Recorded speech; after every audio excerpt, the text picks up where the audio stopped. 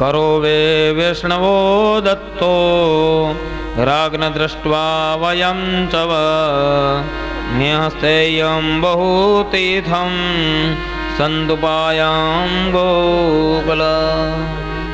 એ નંદરાયજી હવે તમે ગોકુળની અંદર જાઓ, કારણ કે ત્યાં હવે ઘણા જ ઉત્પાતો થવાના છે. આવું વસુદેવજી કહી દે છે કે હવે ત્યાં ઘણા ઉત્પાતો થવાના છે, કે ઘણા જ સંકટો આવવાના છે ગોકુળની અંદર.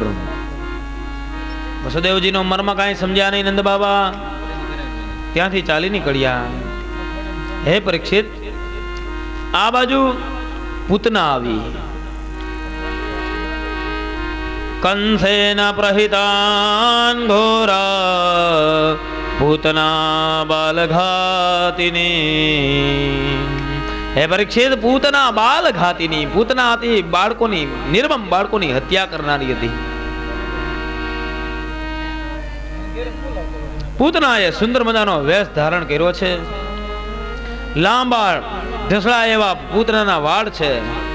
સુંદર મજાની સાડી પહેરેલી છે. સુંદર મજાના કંઠથી મધુર મધુર સ્વરે ગુંજગાન કરે. તેમના કર્ણનો કંદોરો અને પાયલ બાજી રહ્યા છે. વાહ! શિશુશ્ચાર નિધિનંદે પુરગ્રામ વ્રજાદિષુ. બાળકોને મારતી મારતી મારતી નગરો, પૂરો એટલે ગામડાઓ, આહિરોના ગામડાઓ, સ્પષ્ટીકરણ છે ભાગવતમાં. આહિરોના ગામડામાં જઈ અને પૂતનાએ ઘણા બધા બાળકોની હત્યા કરી અને છેલ્લે નંદના ગામમાં આવી. ત્યાં પણ ઘણા બાળકોની હત્યા કરી અને નંદના ઘરમાં પ્રવેશ કર્યો પૂતનાએ. વિભુચ્યતામ બલકર્માગ્રાહ. નંદના ઘરમાં પ્રવેશ કરતા ભગવાન જોયું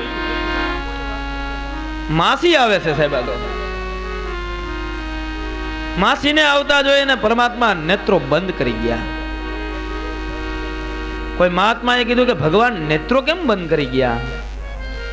તો ભગવાન વિચાર્યું કે હજી તો હું આવ્યો જ છું અને હજી તો દુકાન ખોલી જ છે, ત્યાં ગ્રાહકો આવી ગયા. દુકાન ખોલે બેરા ગ્રાહક આવે ને.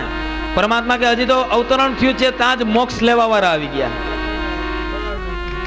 એટલા માટે પરમાત્મા આંખો બંધ કરી ગયા.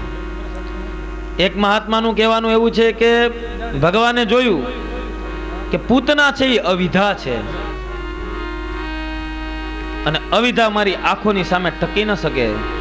એટલા માટે જો હું આંખો ખોલીશ તો આવશે પૂતના તો બળીને ભસ્મ થઈ જાય. એટલા માટે પરમાત્મા આંખો બંધ કરી ગયા.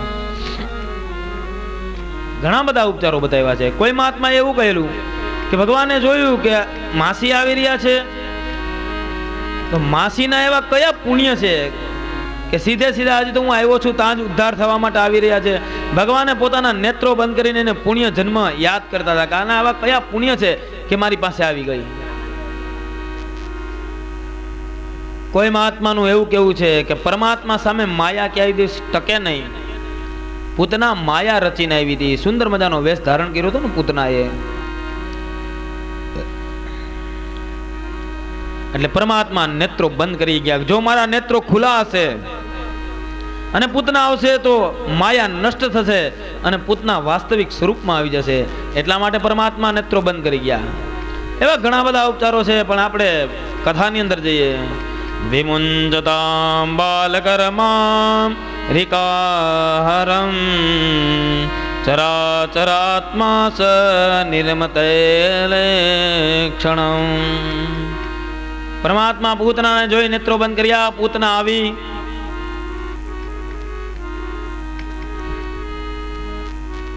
ભગવાનના ઘોડિયાની પાસે બેઠી. તે સમયે નંદરાણી અને રોહિણીજી બંને ઘરના કામકાજમાં લાગી રહ્યા હતા. પૂતનાને જોઈ અને નંદરાણી અને રોહિણીજી એક શબ્દ ન બોલ્યા, કારણ કે પૂતનાનું રૂપ માધુર્ય અલૌકિક હતું. કયાથી બોલાણું જ નહીં. પરીક્ષિત, પૂતનાએ ભગવાનને ખોડામાં લીધો અને ધીમે ધીમે એમ કરતા કરતા પરમાત્માને પોતાનું સ્થાન આપી અને દૂધ પીવડાવવા લાગી ગઈ પૂતના. કહેવાનો તાત્પર્ય એવો છે કે જો પરમાત્મા, સ્તન મતલબ હૃદય, જો હૃદય પરમાત્માને આપી દો એટલે બેડો પાર થઈ જાય સાહેબ. પૂતનાએ પોતાનું હૃદય પરમાત્માને આપી દીધું. ભગવાન ધીમે ધીમે પૂતનાનું ધાવણ ધૂંઘવા લાગ્યા. પ્રયાદ ગોષ્ઠ નિરમ રૂપય સ્થિતા નિરસ્તમ વ્યસિતાનામ યુનમ ચેચિત. ભગવાન ધાવણ ધાવતા ધાવતા પછી પૂતનાનું, પહેલા તો પૂતનાની એવી ઈચ્છા હતી કે કનૈયાને ઝેર પાઈ દો, એટલે ધાવણમાં ઝેર લગાડીને આવી હતી. એટલે પરમાત્મા એનો પણ સ્વીકાર કર્યો. જો પ્રેમથી કાંઈ પાવા આપતા હોય પરમાત્માને ફૂલ પણ આપવામાં આવે છે. પત્રમ પુષ્પમ તોયમ, ગીતાજીમાં લખેલું છે કે જો ફૂલ આપો, પાણીનો લોટો ચડાવો, એ પણ મને પ્રાપ્ત થાય છે. પૂતનાએ પેલા ઝેર પીવડાવ્યું, પછી પરમાત્માએ એનું દૂધ પીધું, પૂતનાની ઈચ્છાઓ પૂર્ણ કરી દીધી. અને ત્યારબાદ પરમાત્માએ પૂતનાના પ્રાણ પીધા.